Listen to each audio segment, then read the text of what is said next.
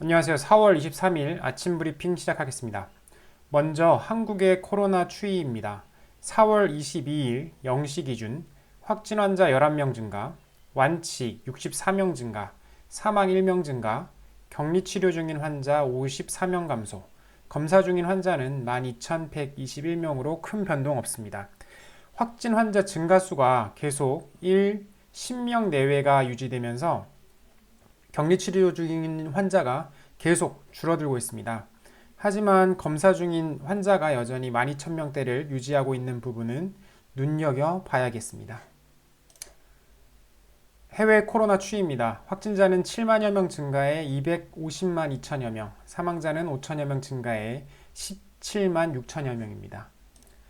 미국은 1 3만 6천여 명 증가, 스페인 1 4천여 명 증가, 이탈리아 2,700여 명 증가, 독일 1,600여 명 증가, 영국 4,300여 명, 프랑스 2,700여 명, 이란 1,300여 명 증가하였습니다.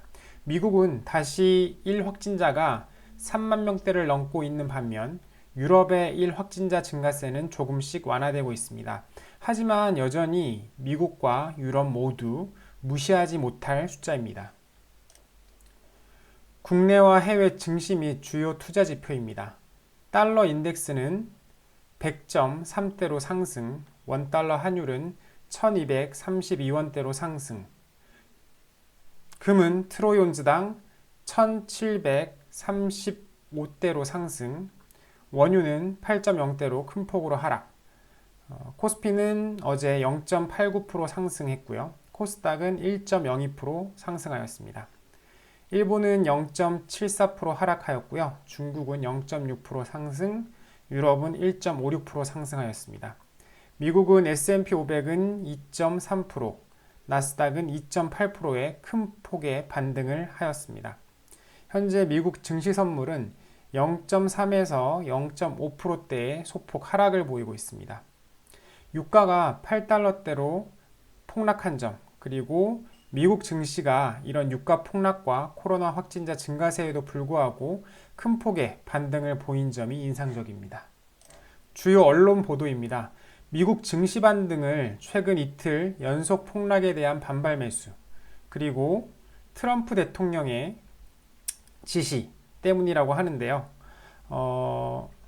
이 이야기에 대해서 자세히 알아보자면요.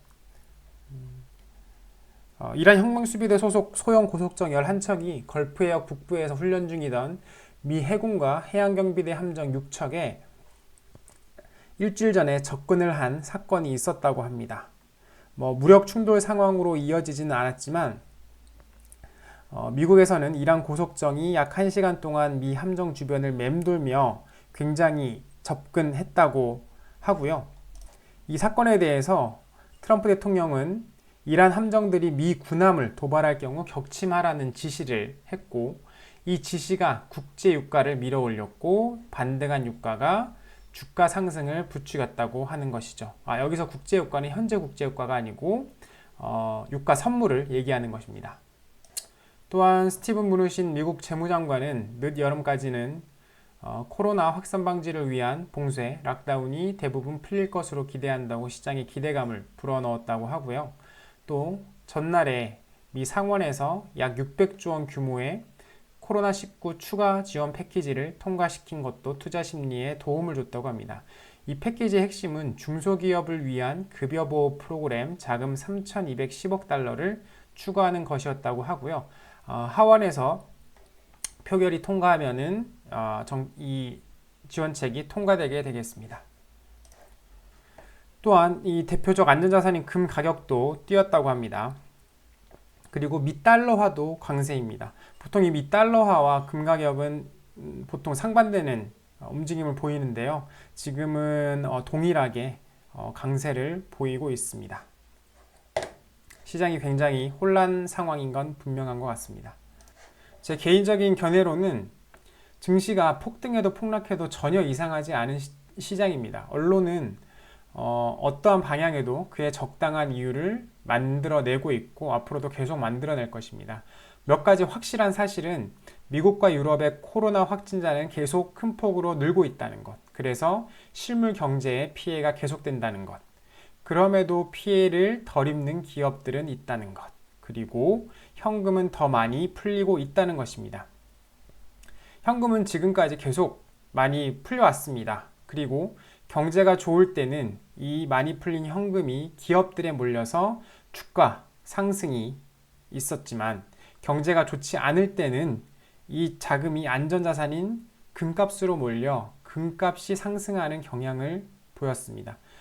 저는 지금의 상황은 후자라고 생각을 해서 금의 비중을 늘리고 있습니다. 어제부로 KRX에서 계획한 만큼의 금 매입을 완료하였습니다.